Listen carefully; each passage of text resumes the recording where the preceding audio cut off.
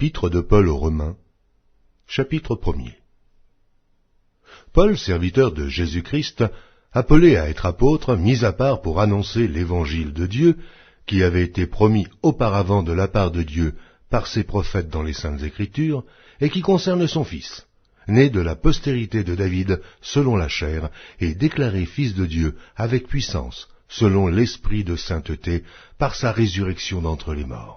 Jésus-Christ, notre Seigneur, par qui nous avons reçu la grâce et l'apostolat, pour amener en son nom à l'obéissance de la foi tous les païens, parmi lesquels vous êtes aussi, vous qui avez été appelés par Jésus-Christ, à tous ceux qui, à Rome, sont bien-aimés de Dieu, appelés à être saints, que la grâce et la paix vous soient données de la part de Dieu notre Père et du Seigneur Jésus-Christ. Je rends d'abord grâce à mon Dieu par Jésus-Christ au sujet de vous tous, de ce que votre foi est renommée dans le monde entier. Dieu, que je sers en mon esprit dans l'évangile de son Fils, m'est témoin que je fais sans cesse mention de vous, demandant continuellement dans mes prières d'avoir enfin, par sa volonté, le bonheur d'aller vers vous. Car je désire vous voir, pour vous communiquer quelques dons spirituels, afin que vous soyez affermis, ou plutôt, afin que nous soyons encouragés ensemble au milieu de vous, par la foi qui nous est commune, à vous et à moi. Je ne veux pas vous laisser ignorer, frères, que j'ai souvent formé le projet d'aller vous voir, afin de recueillir quelques fruits parmi vous, comme parmi les autres nations. Mais j'en ai été empêché, jusqu'ici. Je me dois aux Grecs et aux barbares, aux savants et aux ignorants. Ainsi j'ai un vif désir de vous annoncer aussi l'Évangile, à vous qui êtes à Rome. Car je n'ai point honte de l'Évangile. C'est une puissance de Dieu pour le salut de quiconque croit, du juif premièrement, puis du grec, parce qu'en lui est révélée la justice de Dieu par la foi et pour la foi, selon qu'il est écrit, « Le juste vivra par la foi ». La colère de Dieu se révèle du ciel, contre toute impiété et toute injustice des hommes, qui retiennent injustement la vérité captive. Car ce qu'on peut connaître de Dieu est manifeste pour eux, Dieu le leur ayant fait connaître. En effet, les perfections invisibles de Dieu, sa puissance éternelle et sa divinité, se voient comme à l'œil, depuis la création du monde, quand on les considère dans ses ouvrages. Ils sont donc inexcusables, puisqu'ayant connu Dieu, ils ne l'ont point glorifié comme Dieu, et ne lui ont point rendu grâce. Mais ils se sont égarés dans leurs pensées, et leur cœur sans intelligence a été plongé dans les ténèbres. Se vantant d'être sages, ils sont devenus fous, et ils ont changé la gloire du Dieu incorruptible en image représentant l'homme corruptible, des oiseaux, des quadrupèdes et des reptiles. C'est pourquoi Dieu les a livrés à l'impureté selon les convoitises de leur cœur, en sorte qu'ils déshonorent eux-mêmes leur propre corps. Eux, qui ont changé la vérité de Dieu en mensonge, et qui ont adoré et servi la créature au lieu du Créateur, qui est béni éternellement. Amen.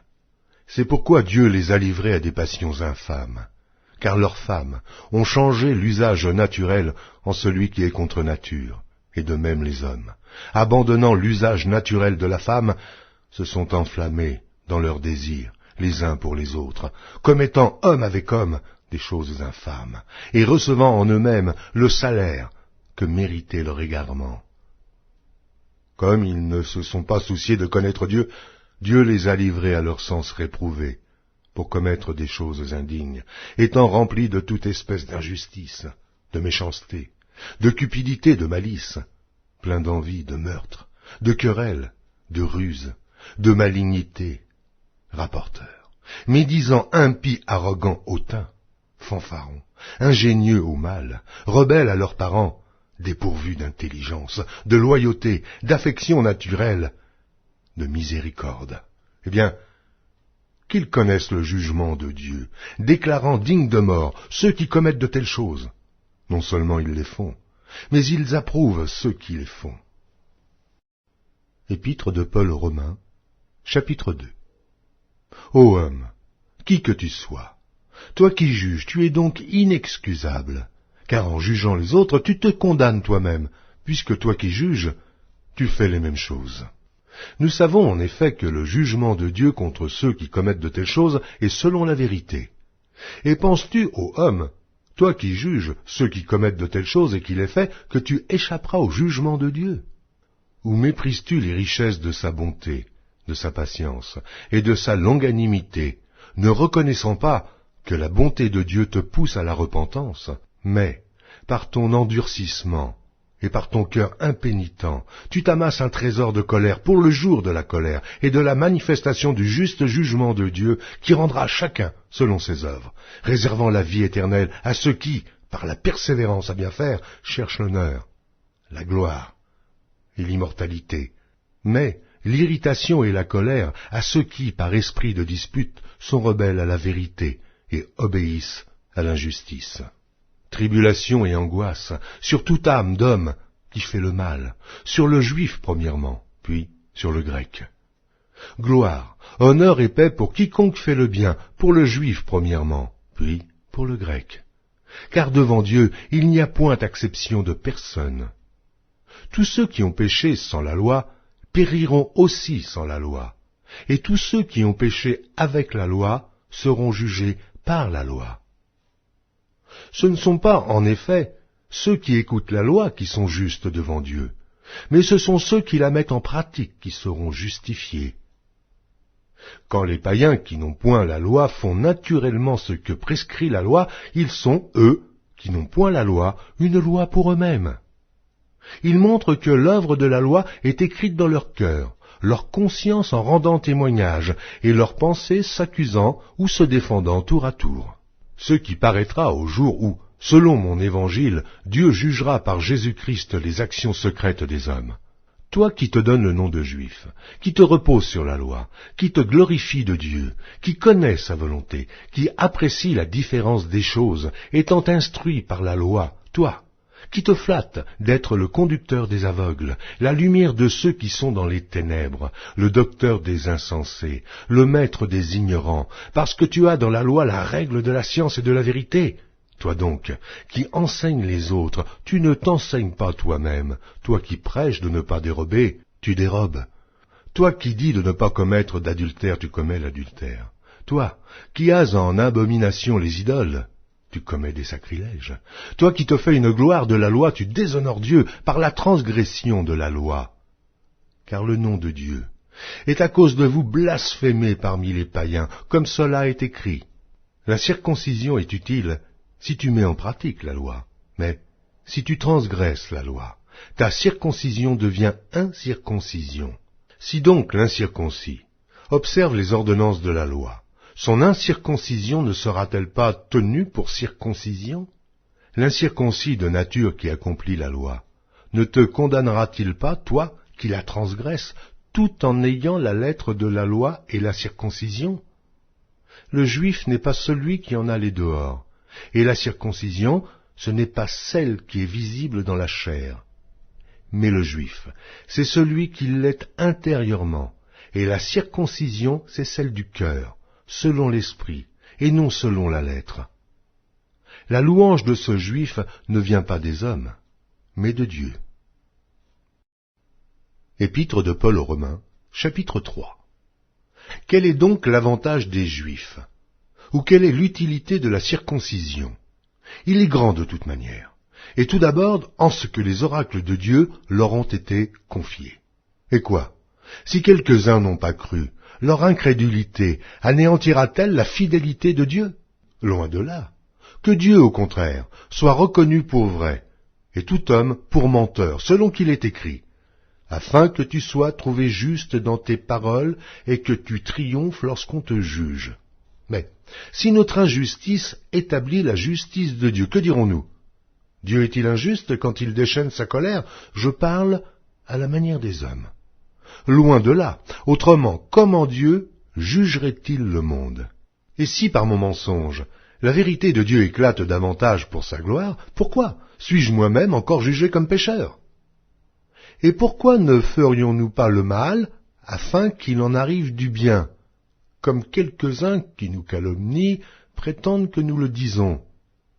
La condamnation de ces gens est juste.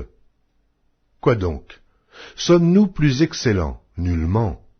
car nous avons déjà prouvé que tous, juifs et grecs, sont sous l'empire du péché, selon qu'il est écrit, il n'y a point de juste, pas même un seul. Nul n'est intelligent, nul ne cherche Dieu, tous sont égarés, tous sont pervertis. Il n'en est aucun qui fasse le bien, pas même un seul. Leur gosier est un sépulcre ouvert. Ils se servent de leur langue pour tromper. Ils ont sous leurs lèvres un venin d'aspic. Leur bouche est pleine de malédiction et d'amertume. Ils ont les pieds légers pour répandre le sang. La destruction et le malheur sont sur leur route. Ils ne connaissent pas le chemin de la paix. La crainte de Dieu n'est pas devant leurs yeux. Or nous savons que tout ce que dit la loi, elle le dit à ceux qui sont sous la loi, afin que toute bouche soit fermée, et que tout le monde soit reconnu coupable devant Dieu. Car nul ne sera justifié devant lui par les œuvres de la loi, puisque c'est par la loi que vient la connaissance du péché. Mais maintenant, sans la loi est manifestée la justice de Dieu, à laquelle rendent témoignage la loi et les prophètes. Justice de Dieu par la foi en Jésus-Christ, pour tous ceux qui croient. Il n'y a point de distinction, car tous ont péché et sont privés de la gloire de Dieu. Et ils sont gratuitement justifiés par sa grâce, par le moyen de la rédemption qui est en Jésus-Christ. C'est lui que Dieu a destiné, par son sang, à être pour ceux qui croiraient victimes propitiatoires, afin de montrer sa justice. Parce qu'il avait laissé impunis les péchés commis auparavant, c'est lui que Dieu a destiné par son sang à être pour ceux qui croiraient victimes propitiatoires, afin de montrer sa justice. Parce qu'il avait laissé impunis les péchés commis auparavant, au temps de sa patience, afin, dis-je, de montrer sa justice dans le temps présent, de manière à être juste, tout en justifiant celui qui a la foi en Jésus. Où donc est le sujet de se glorifier? Il est exclu. Par quelle loi? Par la loi des œuvres? Non, mais par la loi de la foi. Car nous pensons que l'homme est justifié par la foi, sans les œuvres de la loi. Ou bien Dieu est-il seulement le Dieu des Juifs? Ne l'est-il pas aussi des païens? Oui, il l'est aussi des païens. Puisqu'il y a un seul Dieu, qui justifiera par la foi les circoncis et par la foi les incirconcis? Anéantissons-nous donc la loi par la foi? Loin de là. Au contraire, nous confirmons la loi. Épître de Paul aux Romains, chapitre 4. Que dirons-nous donc? Qu'Abraham, notre père, a obtenu selon la chair. Si Abraham a été justifié par les œuvres, il a sujet de se glorifier, mais non devant Dieu. Car que dit l'Écriture? Abraham crut à Dieu, et cela lui fut imputé à justice. Or, à celui qui fait une œuvre, le salaire est imputé, non comme une grâce, mais comme une chose due. Et à celui qui ne fait point d'œuvre, mais qui croit en celui qui justifie l'impie, sa foi lui est imputée à justice. De même, David exprime le bonheur de l'homme à qui Dieu impute la justice sans les œuvres. Heureux ceux dont les iniquités sont pardonnées et dont les péchés sont couverts. Heureux l'homme à qui le Seigneur n'impute pas son péché. Ce bonheur n'est-il que pour les circoncis, ou est-il également pour les incirconcis? Car nous disons que la foi fut imputée à justice à Abraham. Comment donc lui fut-elle imputée? Était-ce après ou avant sa circoncision? Il n'était pas encore circoncis, il était incirconcis. Et il reçut le signe de la circoncision comme sceau de la justice qu'il avait obtenue par la foi, quand il était incirconcis. Et il reçut le signe de la circoncision comme sceau de la justice, qu'il avait obtenu par la foi quand il était incirconcis, afin d'être le père de tous les incirconcis qui croient pour que la justice leur fût aussi imputée. Et le père des circoncis, qui ne sont pas seulement circoncis, mais encore qui marchent sur les traces de la foi de notre père Abraham quand il était incirconcis. En effet, ce n'est pas par la loi que l'héritage du monde a été promis à Abraham ou à sa postérité, c'est par la justice de la foi, car si les héritiers le sont par la loi, la foi est vaine et la promesse est anéantie, parce que la loi produit la colère, et que là où il n'y a point de loi, il n'y a point non plus de transgression. C'est pourquoi les héritiers le sont par la foi, pour que ce soit par grâce, afin que la promesse soit assurée à toute la postérité, non seulement à celle qui est sous la loi, mais aussi à celle qui a la foi d'Abraham, notre Père à tous, selon qu'il est écrit « Je t'ai établi, Père d'un grand nombre de nations. Il est notre Père devant celui auquel il a cru. Dieu qui donne la vie aux morts et qui appelle les choses qui ne sont point comme si elles étaient. » Espérant contre toute espérance, il crut, en sorte qu'il devint père d'un grand nombre de nations, selon ce qui lui avait été dit, « Telle sera ta postérité. » Et, sans faiblir dans la foi, il ne considéra point que son corps était déjà usé, puisqu'il avait près de 100 ans, et que Sarah n'était plus en état d'avoir des enfants. Il ne douta point, par incrédulité au sujet de la promesse de Dieu, mais il fut fortifié par la foi, donnant gloire à Dieu et ayant la pleine conviction que ce qu'il promet, il peut aussi l'accomplir. C'est pourquoi cela lui fut imputé à justice. Mais ce n'est pas à cause de lui seul qu'il est écrit que cela lui fut imputé. C'est encore à cause de nous, à qui cela sera imputé, à nous, qui croyons en celui qui a ressuscité des morts, Jésus notre Seigneur, lequel a été livré pour nos offenses, et est ressuscité pour notre justification. Épître de Paul aux Romains, chapitre 5.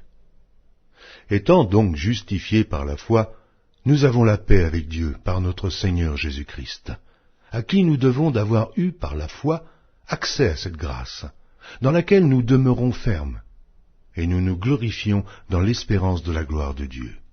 Bien plus, nous nous glorifions même des afflictions, sachant que l'affliction produit la persévérance, la victoire dans l'épreuve, et cette victoire, l'espérance. Or, l'espérance ne trompe point, parce que l'amour de Dieu est répandu dans nos cœurs par le Saint-Esprit qui nous a été donné. Car, lorsque nous étions encore sans force, Christ, au temps marqué, est mort pour des impies. À peine mourrait-on pour un juste, quelqu'un peut-être mourrait-il pour un homme de bien. Mais Dieu prouve son amour envers nous, en ce que, lorsque nous étions encore des pécheurs, Christ est mort pour nous.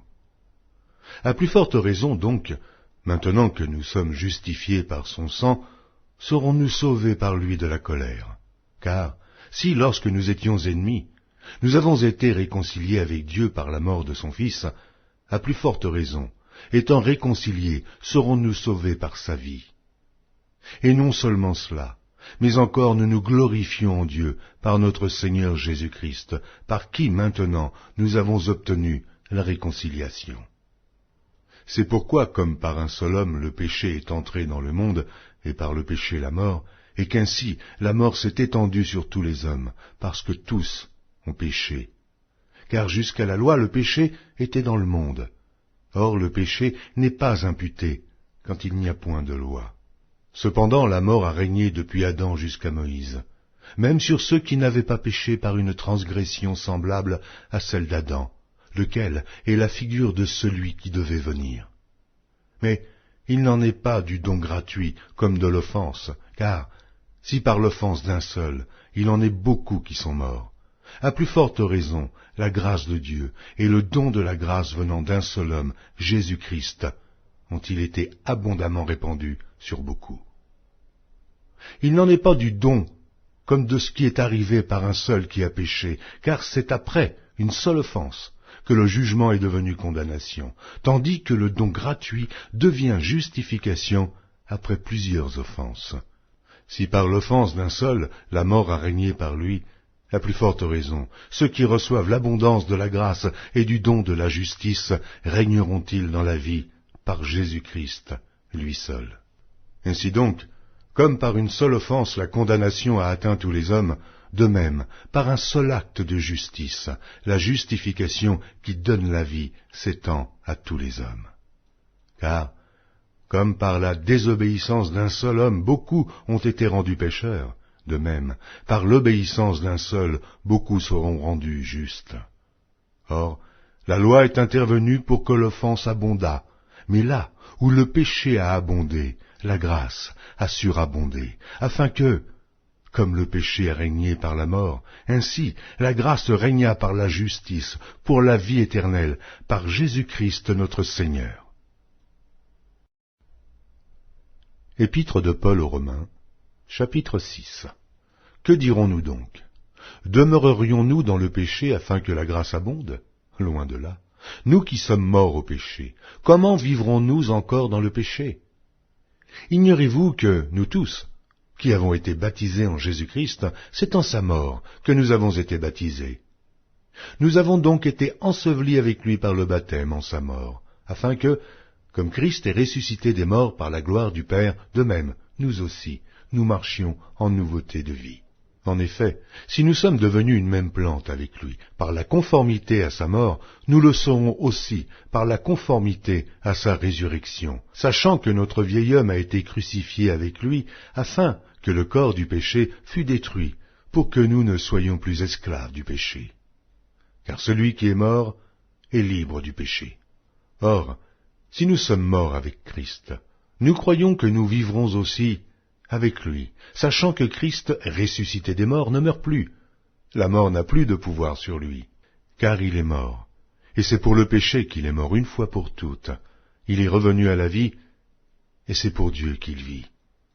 Aussi vous-même, regardez-vous comme morts au péché, et comme vivants pour Dieu en Jésus-Christ. Que le péché ne règne donc point dans votre corps mortel, et n'obéissez pas à ses convoitises.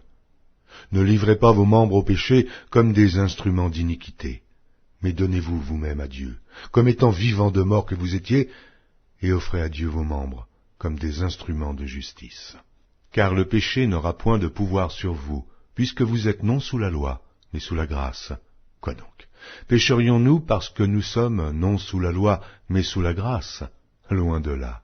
Ne savez-vous pas qu'en vous livrant à quelqu'un comme esclave pour lui obéir, vous êtes esclave de celui à qui vous obéissez, soit du péché qui conduit à la mort, soit de l'obéissance qui conduit à la justice. Mais grâce soit rendue à Dieu, de ce que, après avoir été esclave du péché, vous avez obéi de cœur à la règle de doctrine dans laquelle vous avez été instruits. Ayant été affranchis du péché, vous êtes devenus esclaves de la justice. Je parle à la manière des hommes, à cause de la faiblesse de votre chair. De même donc que vous avez livré vos membres comme esclaves à l'impureté et à l'iniquité pour arriver à l'iniquité, ainsi maintenant livrez vos membres comme esclaves à la justice pour arriver à la sainteté. Car lorsque vous étiez esclaves du péché, vous étiez libres à l'égard de la justice. Quels fruits portiez-vous alors? Des fruits dont vous rougissez aujourd'hui, car la fin de ces choses, c'est la mort. Mais maintenant, étant affranchis du péché et devenus esclaves de Dieu, vous avez pour fruit la sainteté et pour fin la vie éternelle. Car le salaire du péché, c'est la mort, mais le don gratuit de Dieu, c'est la vie éternelle en Jésus-Christ, notre Seigneur. Épître de Paul aux Romains, chapitre 7. Ignorez-vous, frères, car je parle à des gens qui connaissent la loi, que la loi exerce son pouvoir sur l'homme aussi longtemps qu'il vit. Ainsi, une femme mariée est liée par la loi à son mari tant qu'il est vivant. Mais si le mari meurt, elle est dégagée de la loi qui la liait à son mari. Si donc, du vivant de son mari, elle devient la femme d'un autre homme, elle sera appelée adultère. Mais si le mari meurt, elle est affranchie de la loi, de sorte qu'elle n'est point adultère en devenant la femme d'un autre. De même, mes frères, vous aussi, vous avez été par le corps de Christ mis à mort en ce qui concerne la loi, pour que vous apparteniez à un autre, à celui qui est ressuscité des morts, afin que nous portions des fruits pour Dieu. Car, lorsque nous étions dans la chair, les passions des péchés provoqués par la loi agissaient dans nos membres, de sorte que nous portions des fruits pour la mort. Mais maintenant, nous avons été dégagés de la loi, étant morts à cette loi sous laquelle nous étions retenus, de sorte que nous servons dans un esprit nouveau et non selon la lettre qui a vieilli. Que dirons-nous donc? La loi est-elle péché? Loin de là. Mais je n'ai connu le péché que par la loi. Car je n'aurais pas connu la convoitise si la loi n'eût dit « Tu ne convoiteras point ». Et le péché, saisissant l'occasion, produisit en moi, par le commandement, toutes sortes de convoitises, car sans loi, le péché est mort. Pour moi, étant autrefois sans loi, je vivais. Mais, quand le commandement vint, le péché reprit vie, et moi je mourus. Ainsi, le commandement qui conduit à la vie se trouva pour moi conduire à la mort. Car le péché, saisissant l'occasion, me séduisit par le commandement, et par lui me fit mourir. La loi donc est sainte, et le commandement est saint, juste et bon. Ce qui est bon, a-t-il donc été pour moi une cause de mort? Loin de là, mais c'est le péché, afin qu'il se manifestât comme péché, en me donnant la mort, par ce qui est bon, et que, par le commandement, il devint condamnable au plus haut point. Nous savons en effet que la loi est spirituelle, mais moi, je suis charnel, vendu au péché. Car je ne sais pas ce que je fais. Je ne fais point ce que je veux, et je fais ce que je hais. Or, si je fais ce que je ne veux pas, je reconnais par là que la loi est bonne. Et maintenant, ce n'est plus moi qui le fais, mais c'est le péché qui habite en moi. Ce qui est bon, je le sais, n'habite pas en moi, c'est-à-dire dans ma chair. J'ai la volonté, mais non le pouvoir de faire le bien. Car je ne fais pas le bien que je veux, et je fais le mal que je ne veux pas. Et si je fais ce que je ne veux pas, ce n'est plus moi qui le fais, c'est le péché qui habite en moi. Je trouve donc en moi cette loi. Quand je veux faire le bien, le mal est attaché à moi, car je prends plaisir à la loi de Dieu selon l'homme intérieur. Mais je vois dans mes membres une autre loi qui lutte contre la loi de mon entendement et qui me rend captif de la loi du péché qui est dans mes membres. Misérable que je suis, qui me délivrera du corps de cette mort? Grâce soit rendue à Dieu par Jésus-Christ notre Seigneur. Ainsi donc, moi-même, je suis par l'entendement esclave de la loi de Dieu, et je suis par la chair esclave de la loi du péché. Épître de Paul aux Romains, chapitre 8. Il y a donc maintenant aucune condamnation pour ceux qui sont en Jésus-Christ. En effet, la loi de l'esprit de vie en Jésus-Christ m'a affranchi de la loi du péché et de la mort. Car chose impossible à la loi, parce que la chair la rendait sans force, Dieu a condamné le péché dans la chair en envoyant, à cause du péché, son propre Fils dans une chair semblable à celle du péché. Et cela afin que la justice de la loi fût accomplie en nous qui marchons non selon la chair, mais selon l'esprit. Ceux, en effet, qui vivent selon la chair s'affectionnent aux choses de la chair, tandis que ceux qui vivent selon l'esprit s'affectionnent aux choses de l'esprit. Et l'affection de la chair, c'est la mort, tandis que l'affection de l'esprit, c'est la vie et la paix. Car l'affection de la chair est inimitié contre Dieu, parce qu'elle ne se soumet pas à la loi de Dieu, et qu'elle ne le peut même pas. Or, ceux qui vivent selon la chair ne sauraient plaire à Dieu. Pour vous qui ne vivez pas selon la chair, mais selon l'esprit, si du moins l'esprit de Dieu habite en vous. Si quelqu'un n'a pas l'esprit de Christ, il ne lui appartient pas. Et si Christ est en vous, le corps, il est vrai, est mort à cause du péché, mais l'esprit est vie à cause de la justice. Et si l'esprit de celui qui a ressuscité Jésus d'entre les morts habite en vous, celui qui a ressuscité Christ d'entre les morts rendra aussi la vie à vos corps mortels par son esprit qui habite en vous. Ainsi donc, frères, nous ne sommes point redevables à la chair pour vivre selon la chair. Si vous vivez selon la chair, vous mourrez. Mais si par l'esprit vous faites mourir les actions du corps, vous vivrez, car tous ceux qui sont conduits par l'Esprit de Dieu sont fils de Dieu. Et vous n'avez point reçu un esprit de servitude, pour être encore dans la crainte, mais vous avez reçu un esprit d'adoption, par lequel nous crions « Abba, Père ». L'Esprit lui-même rend témoignage à notre esprit, que nous sommes enfants de Dieu. Or, si nous sommes enfants, nous sommes aussi héritiers, héritiers de Dieu et co-héritiers de Christ, si toutefois nous souffrons avec lui, afin d'être glorifiés avec lui. J'estime que les souffrances du temps présent ne sauraient être comparées à la gloire à venir, qui sera révélée pour nous. Aussi la création attend-elle avec un ardent désir la révélation des fils de Dieu.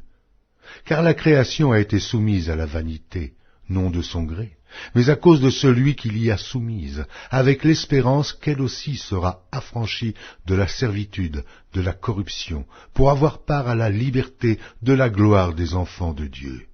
Or nous savons que jusqu'à ce jour, la création tout entière soupire et souffre les douleurs de l'enfantement.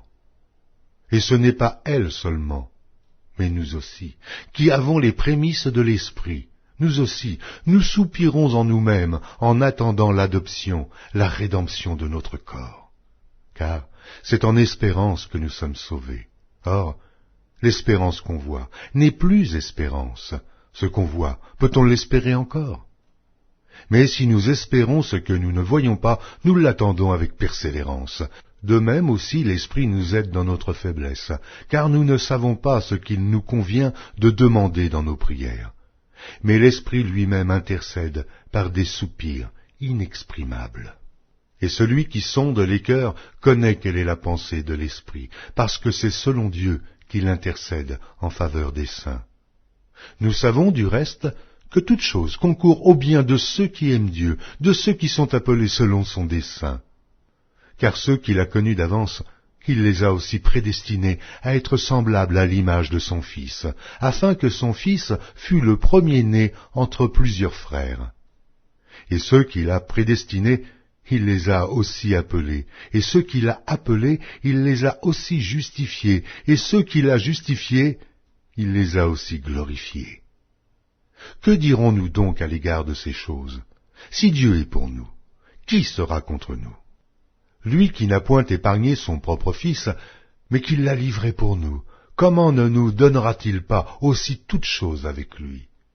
Qui accusera les élus de Dieu? C'est Dieu qui justifie. Qui les condamnera? Christ est mort. Bien plus, il est ressuscité, et il est à la droite de Dieu, et il intercède pour nous. Qui nous séparera de l'amour de Christ? Sera-ce la tribulation ou l'angoisse, ou la persécution, ou la faim, ou la nudité, ou le péril, ou l'épée? Selon qu'il est écrit, c'est à cause de toi qu'on nous met à mort tout le jour, qu'on nous regarde comme des brebis destinées à la boucherie. Mais, dans toutes ces choses, nous sommes plus que vainqueurs par celui qui nous a aimés.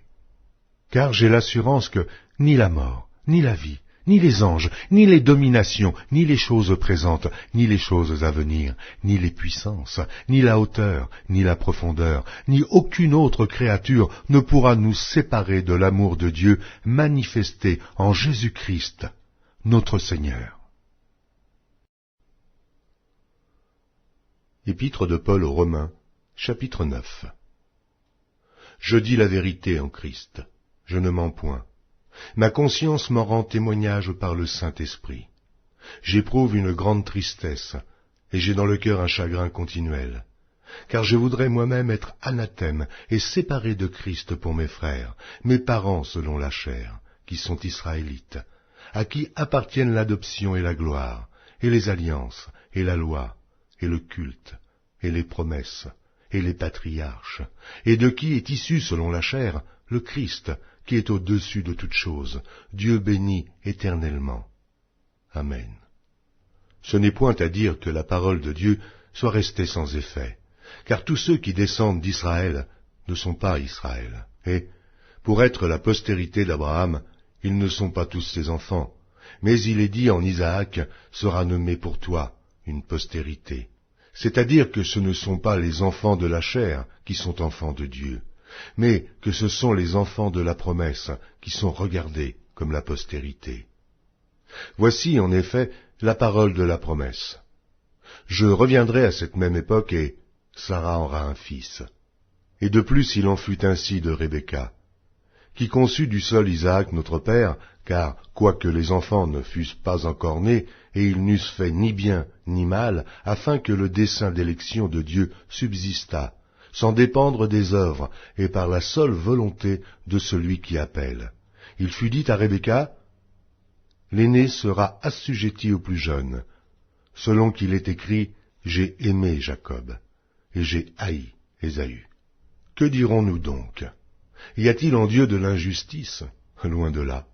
Car il dit à Moïse, « Je ferai miséricorde à qui je fais miséricorde, et j'aurai compassion de qui j'ai compassion. » Ainsi donc cela ne dépend ni de celui qui veut, ni de celui qui court, mais de Dieu qui fait miséricorde.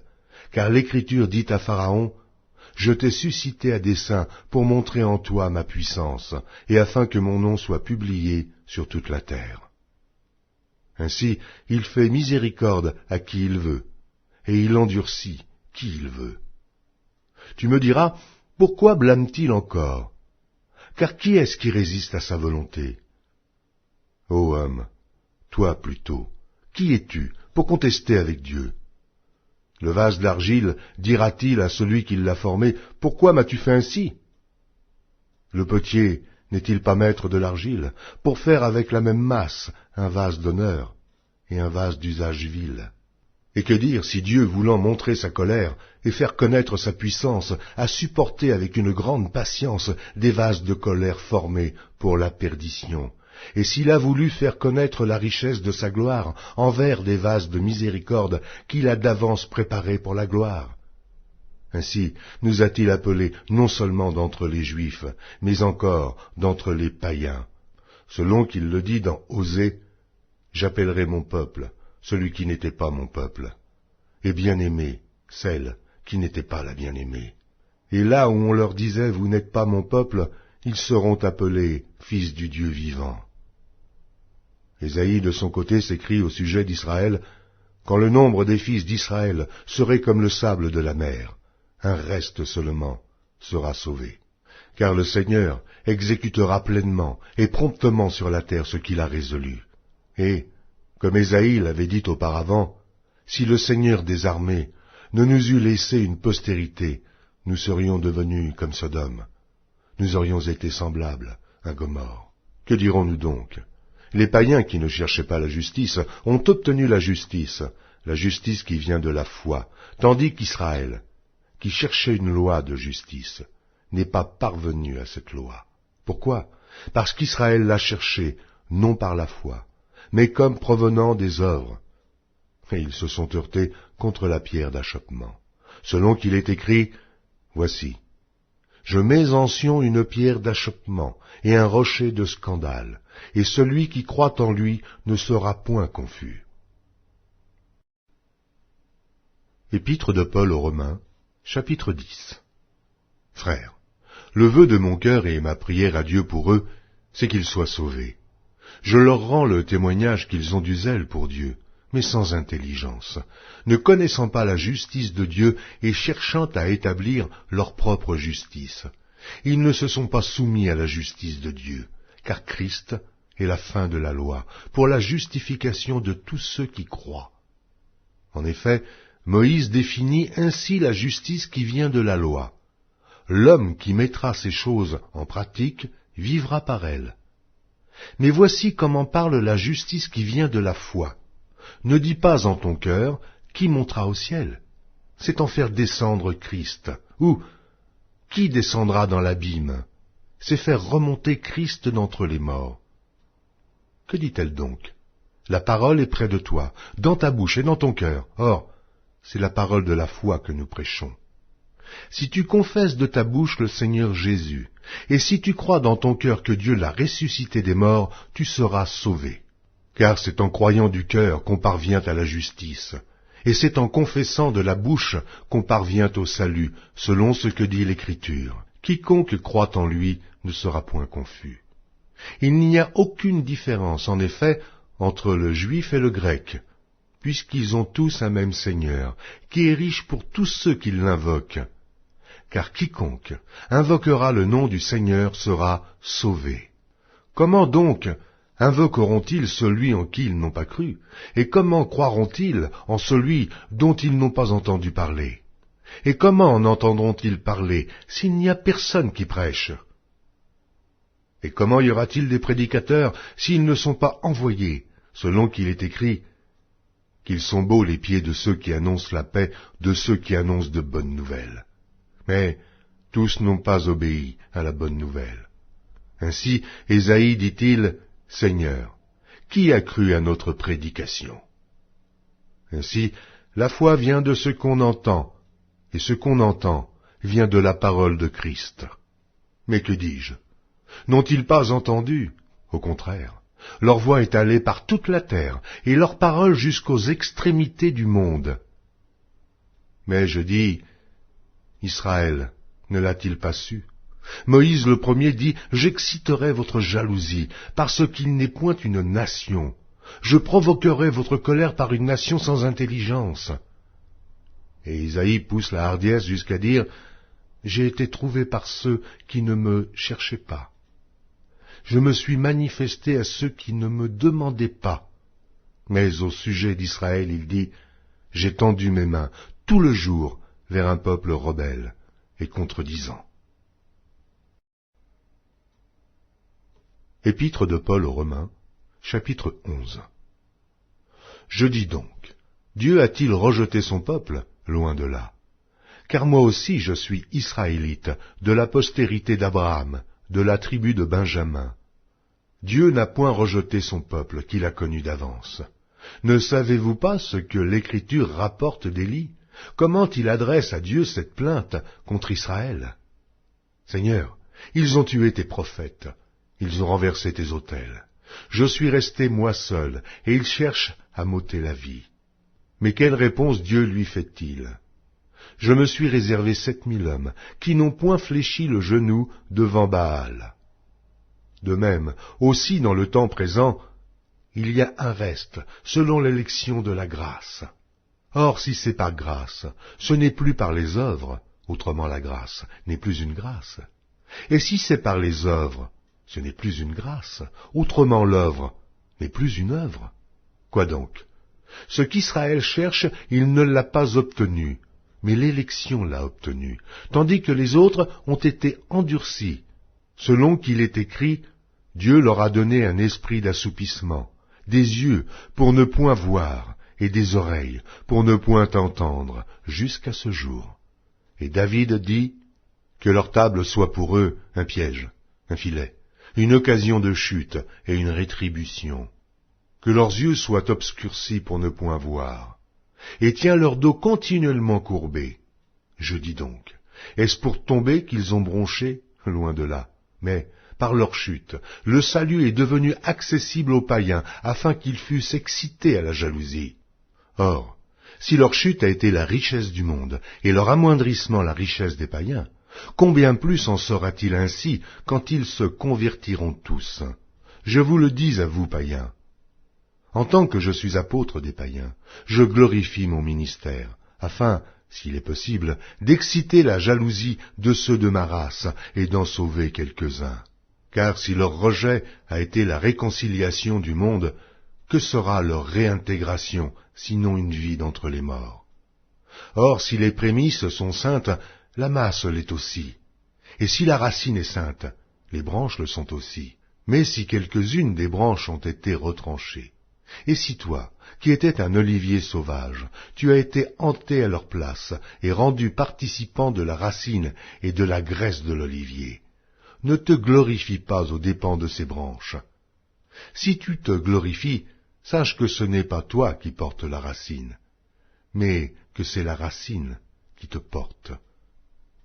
Tu diras donc, les branches ont été retranchées afin que moi je fusse hanté. Cela est vrai. Elles ont été retranchées pour cause d'incrédulité, et toi, tu subsistes par la foi.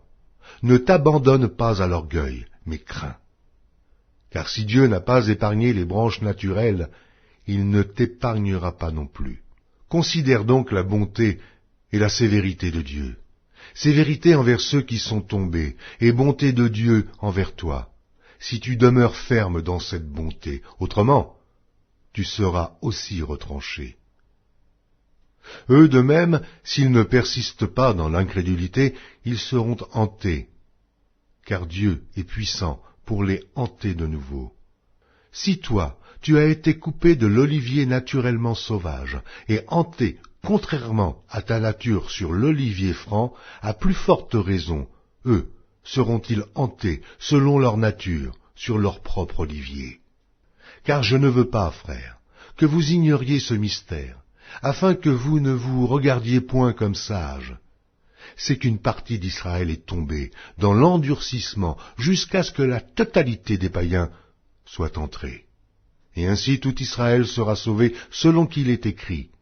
Le libérateur viendra de Sion, et il détournera de Jacob les impiétés. Et ce sera mon alliance avec eux lorsque j'ôterai leurs péchés. En ce qui concerne l'Évangile, ils sont ennemis à cause de vous. Mais en ce qui concerne l'élection, ils sont aimés à cause de leur Père. Car Dieu ne se repent pas de ses dons et de son appel. De même que vous avez autrefois désobéi à Dieu, et que par leur désobéissance vous avez maintenant obtenu miséricorde, de même, ils ont maintenant désobéi, afin que, par la miséricorde qui vous a été faite, ils obtiennent aussi miséricorde. Car Dieu a renfermé tous les hommes dans la désobéissance, pour faire miséricorde à tous. Ô profondeur de la richesse, de la sagesse et de la science de Dieu, que ses jugements sont insondables, et ses voies incompréhensibles, car qui a connu la pensée du Seigneur? Ou qui a été son conseiller? Qui lui a donné le premier pour qu'il ait à recevoir en retour? C'est de lui, par lui, et pour lui que sont toutes choses. À lui la gloire dans tous les siècles. Amen. Épître de Paul aux Romains, chapitre 12. Je vous exhorte donc, frères, par les compassions de Dieu, à offrir vos corps comme un sacrifice vivant, saint, agréable à Dieu, ce qui sera de votre part un culte raisonnable. Ne vous conformez pas au siècle présent, mais soyez transformés par le renouvellement de l'intelligence, afin que vous discerniez quelle est la volonté de Dieu, ce qui est bon, agréable et parfait. Par la grâce qui m'a été donnée, je dis à chacun de vous de n'avoir pas de lui-même une trop haute opinion, mais de revêtir des sentiments modestes, selon la mesure de foi que Dieu a départie à chacun. Car, comme nous avons plusieurs membres dans un seul corps, et que tous les membres n'ont pas la même fonction, ainsi, nous qui sommes plusieurs, nous formons un seul corps en Christ, et nous sommes tous membres les uns des autres. Puisque nous avons des dons différents, selon la grâce qui nous a été accordée, que celui qui a le don de prophétie l'exerce selon l'analogie de la foi, que celui qui est appelé au ministère s'attache à son ministère, et que celui qui enseigne s'attache à son enseignement, et celui qui exhorte à l'exhortation, que celui qui donne le fasse avec libéralité, que celui qui préside le fasse avec zèle, que celui qui pratique la miséricorde le fasse avec joie, que la charité soit sans hypocrisie, ayez le mal en horreur, attachez-vous fortement au bien. Par amour fraternel, soyez pleins d'affection les uns pour les autres. Par honneur, usez de prévenance réciproque. Ayez du zèle et non de la paresse. Soyez fervents d'esprit. Servez le Seigneur. Réjouissez-vous en espérance. Soyez patients dans l'affliction. Persévérez dans la prière. Pourvoyez aux besoins des saints. Exercez l'hospitalité. Bénissez ceux qui vous persécutent. Bénissez et ne maudissez pas. Réjouissez-vous avec ceux qui se réjouissent, pleurez avec ceux qui pleurent. Ayez les mêmes sentiments les uns envers les autres, n'aspirez pas à ce qui est élevé, mais laissez-vous attirer par ce qui est humble. Ne soyez point sages à vos propres yeux. Ne rendez à personne le mal pour le mal. Recherchez ce qui est bien devant tous les hommes. S'il est possible, autant que cela dépend de vous, soyez en paix avec tous les hommes. Ne vous vengez point vous-même, bien-aimés, mais laissez agir la colère, car il est écrit, « À moi la vengeance, à moi la rétribution, dit le Seigneur. » Mais si ton ennemi a faim, donne-lui à manger. S'il a soif, donne-lui à boire, car en agissant ainsi, ce sont des charbons ardents que tu amasseras sur sa tête. Ne te laisse pas vaincre par le mal, mais surmonte le mal par le bien. Épître de Paul aux Romains, chapitre 13. Que toute personne soit soumise aux autorités supérieures, car il n'y a point d'autorité qui ne vienne de Dieu, et les autorités qui existent ont été instituées de Dieu. C'est pourquoi celui qui s'oppose à l'autorité résiste à l'ordre que Dieu a établi, et ceux qui résistent attireront une condamnation sur eux-mêmes. Ce n'est pas pour une bonne action, c'est pour une mauvaise que les magistrats sont à redouter. Veux-tu ne pas craindre l'autorité, fais le bien, et tu auras son approbation. Le magistrat est serviteur de Dieu pour ton bien. Mais si tu fais le mal, crains, car ce n'est pas en vain qu'il porte l'épée, étant serviteur de Dieu pour exercer la vengeance et punir celui qui fait le mal. Il est donc nécessaire d'être soumis, non seulement par crainte de la punition, mais encore par motif de conscience. C'est aussi pour cela que vous payez les impôts, car les magistrats sont des ministres de Dieu, entièrement appliqués à cette fonction. Rendez à tous ce qui leur est dû, l'impôt à qui vous devez l'impôt, le tribut à qui vous devez le tribut, la crainte à qui vous devez la crainte, l'honneur à qui vous devez l'honneur. Ne devez rien à personne, si ce n'est de vous aimer les uns les autres, car celui qui aime les autres a accompli la loi. En effet, les commandements, tu ne commettras point d'adultère, tu ne tueras point, tu ne déroberas point, tu ne convoiteras point, et ce qu'il peut encore y avoir se résume dans cette parole. Tu aimeras ton prochain comme toi-même. L'amour ne fait point de mal au prochain. L'amour est donc l'accomplissement de la loi. Cela importe d'autant plus que vous savez en quel temps nous sommes. C'est l'heure de vous réveiller enfin du sommeil, car maintenant le salut est plus près de nous que lorsque nous avons cru. La nuit est avancée, le jour approche, dépouillons-nous donc des œuvres des ténèbres et revêtons les armes de la lumière. Marchons honnêtement, comme en plein jour, loin des excès et de l'ivrognerie, de la luxure et de l'impudicité, des querelles et des jalousies. Mais revêtez-vous du Seigneur Jésus-Christ, et n'ayez pas soin de la chair pour en satisfaire les convoitises. Épître de Paul aux Romains, chapitre 14. Faites accueil à celui qui est faible dans la foi, et ne discutez pas sur les opinions. Tel croit pouvoir manger de tout, tel autre qui est faible ne mange que des légumes. Que celui qui mange ne méprise point celui qui ne mange pas, et que celui qui ne mange pas ne juge point celui qui mange, car Dieu l'a accueilli. Qui es-tu, toi, qui juges un serviteur d'autrui? S'il se tient debout, ou s'il tombe, cela regarde son maître. Mais il se tiendra debout, car le Seigneur a le pouvoir de l'affermir. Tel fait une distinction entre les jours. Tel autre les estime tous égaux. Que chacun ait en son esprit une pleine conviction. Celui qui distingue entre les jours agit ainsi pour le Seigneur. Celui qui mange, c'est pour le Seigneur qu'il mange, car il rend grâce à Dieu. Celui qui ne mange pas, c'est pour le Seigneur qu'il ne mange pas, et il rend grâce à Dieu. En effet, nul de nous ne vit pour lui-même, et nul ne meurt pour lui-même. Car si nous vivons pour le Seigneur. Et si nous mourrons pour le Seigneur. Soit donc que nous vivions, soit que nous mourions, nous sommes au Seigneur. Car Christ est mort, et il a vécu, afin de dominer sur les morts et sur les vivants. Mais toi, pourquoi juges-tu ton frère? Ou toi, pourquoi méprises-tu ton frère, puisque nous comparaîtrons tous devant le tribunal de Dieu?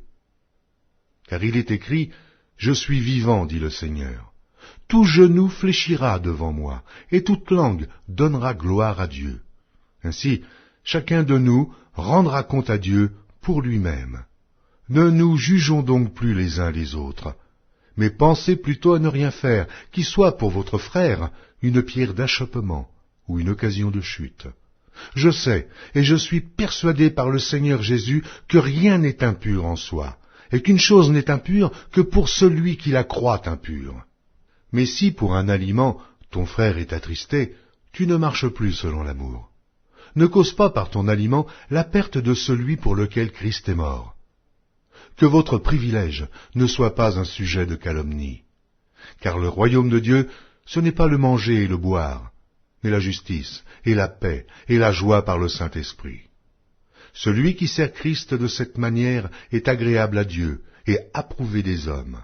Ainsi donc, recherchons ce qui contribue à la paix et à l'édification mutuelle. Pour un aliment, ne détruis pas l'œuvre de Dieu. À la vérité, toutes choses sont pures. Mais il est mal à l'homme, quand il mange, de devenir une pierre d'achoppement. Il est bien de ne pas manger de viande, de ne pas boire de vin, et de s'abstenir de ce qui peut être pour ton frère une occasion de chute, de scandale ou de faiblesse. Cette foi que tu as, garde-la pour toi devant Dieu. Heureux celui qui ne se condamne pas lui-même dans ce qu'il approuve. Mais celui qui a des doutes au sujet de ce qu'il mange est condamné, parce qu'il n'agit pas par conviction. Tout ce qui n'est pas le produit d'une conviction est péché. Épître de Paul aux Romains, chapitre 15. Nous qui sommes forts, nous devons supporter les faiblesses de ceux qui ne le sont pas, et ne pas nous complaire en nous-mêmes. Que chacun de nous complaise au prochain, pour ce qui est bien en vue de l'édification. Car Christ ne s'est point complu en lui-même, mais, selon qu'il est écrit, les outrages de ceux qui t'insultent sont tombés sur moi. Or, tout ce qui a été écrit d'avance l'a été pour notre instruction, afin que, par la patience et par la consolation que donnent les Écritures, nous possédions l'espérance. Que le Dieu de la persévérance et de la consolation vous donne d'avoir les mêmes sentiments, les uns envers les autres, selon Jésus-Christ, afin que tous ensemble, d'une seule bouche, vous glorifiez le Dieu et Père de notre Seigneur Jésus-Christ. Accueillez-vous donc les uns les autres, comme Christ vous a accueillis, pour la gloire de Dieu.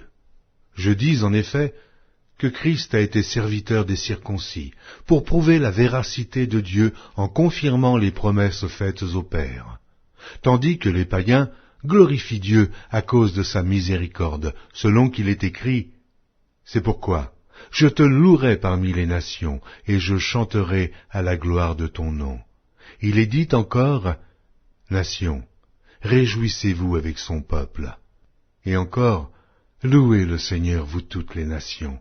Célébrez-le, vous tous les peuples. » Ésaïe dit aussi « Il sortira d'Isaïe un rejeton, qui se lèvera pour régner sur les nations espéreront en lui. » Que le Dieu de l'espérance vous remplisse de toute joie et de toute paix dans la foi, pour que vous abondiez en espérance, par la puissance du Saint-Esprit. Pour ce qui vous concerne, mes frères, je suis moi-même persuadé que vous êtes pleins de bonnes dispositions, remplis de toute connaissance, et capables de vous exhorter les uns les autres. Cependant, à certains égards, je vous ai écrit avec une sorte de hardiesse, comme pour réveiller vos souvenirs, à cause de la grâce que Dieu m'a faite, d'être ministre de Jésus-Christ parmi les païens, m'acquittant du divin service de l'évangile de Dieu, afin que les païens lui soient une offrande agréable, étant sanctifiés par l'Esprit Saint. J'ai donc sujet de me glorifier en Jésus-Christ, pour ce qui regarde les choses de Dieu, car je n'oserais mentionner aucune chose que Christ n'ait pas faite par moi, pour amener les païens à l'obéissance par la parole et par les actes, par la puissance des miracles et des prodiges, par la puissance de l'Esprit de Dieu, en sorte que, depuis Jérusalem et les pays voisins jusqu'en Illyrie, j'ai abondamment répandu l'évangile de Christ. Et je me suis fait honneur d'annoncer l'évangile là où Christ n'avait point été nommé, afin de ne pas bâtir sur le fondement d'autrui, selon qu'il est écrit « Ceux à qui il n'avait point été annoncé verront, et ceux qui n'en avaient point entendu parler comprendront. » C'est ce qui m'a souvent empêché d'aller vers vous, mais maintenant, n'ayant plus rien qui me retienne dans ces contrées, et ayant depuis plusieurs années le désir d'aller vers vous, j'espère vous voir, en passant quand je me rendrai en Espagne, et y être accompagné par vous, après que j'aurai satisfait en partie mon désir de me trouver chez vous. Présentement, je vais à Jérusalem pour le service des saints, car la Macédoine et l'Achaïe ont bien voulu s'imposer une contribution en faveur des pauvres parmi les saints de Jérusalem. Elles l'ont bien voulu, et elles leur devaient, car si les païens ont eu part à leurs avantages spirituels, ils doivent aussi les assister dans les choses temporelles. Dès que j'aurai terminé cette affaire et que je leur aurai remis ces dons, je partirai pour l'Espagne et passerai chez vous. Je sais qu'en allant vers vous, c'est avec une pleine bénédiction de Christ que j'irai. Je vous exhorte, frères, par notre Seigneur Jésus-Christ et par l'amour de l'Esprit, à combattre avec moi, en adressant à Dieu des prières en ma faveur, afin que je sois délivré des incrédules de la Judée, et que les dons que je porte à Jérusalem soient agréés des saints, en sorte que j'arrive chez vous avec joie, si c'est la volonté de Dieu, et que je jouisse au milieu de vous de quelque repos. Que le Dieu de paix soit avec vous tous. Amen. Épître de Paul aux Romains, chapitre 16. Je vous recommande Phobé, notre sœur, qui est diaconesse de l'église de Cenchréa, afin que vous la receviez en notre Seigneur d'une manière digne des saints, et que vous l'assistiez dans les choses où elle aurait besoin de vous, car elle en a donné, elle à plusieurs, et à moi-même. Saluez Prisca et Aquilas, mes compagnons d'œuvre en Jésus-Christ, qui ont exposé leur tête pour sauver ma vie. Ce n'est pas moi seul qui leur rend grâce, ce sont encore toutes les églises des païens. Saluez aussi l'église qui est dans leur maison. Saluez Phaïnette, mon bien-aimé, qui a été pour Christ les prémices de l'Asie. Saluez Marie, qui a pris beaucoup de peine pour vous. Saluez Andronicus et Junias, mes parents et mes compagnons de captivité, qui jouissent d'une grande considération parmi les apôtres, et qui même ont été en Christ avant moi. Saluez Amplias, mon bien-aimé dans le Seigneur. Saluez Urbain, notre compagnon d'œuvre en Christ, et Stachys, mon bien-aimé. Saluez Apelles, qui est éprouvé en Christ. Saluez ceux de la maison d'Aristobule. Saluez Hérodion, mon parent.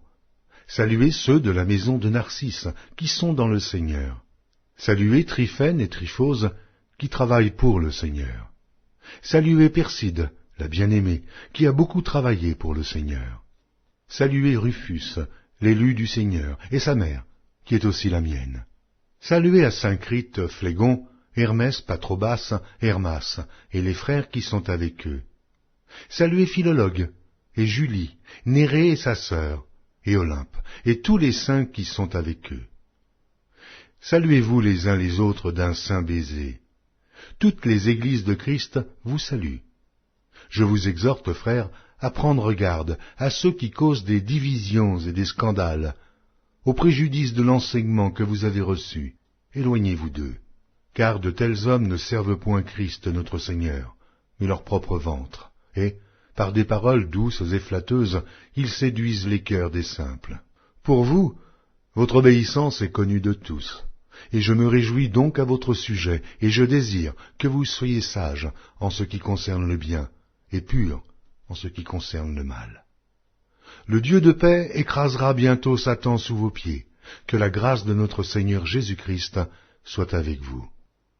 Timothée, mon compagnon d'œuvre, vous salue, ainsi que Lucius, Jason et Zosipater, mes parents. Je vous salue dans le Seigneur, moi, Tertius, qui ai écrit cette lettre. Gaius, mon hôte, et celui de toute l'Église vous salue. Éraste, le trésorier de la ville, vous salue, ainsi que le frère Quartus. Que la grâce de notre Seigneur Jésus-Christ soit avec vous tous. Amen. À celui qui peut vous affermir selon mon évangile et la prédication de Jésus-Christ, conformément à la révélation du mystère caché pendant des siècles, mais manifesté maintenant par les écrits des prophètes, d'après l'ordre du Dieu éternel, et porté à la connaissance de toutes les nations, afin qu'elles obéissent à la foi. À Dieu, seul sage, soit la gloire, au siècle des siècles, par Jésus-Christ. Amen.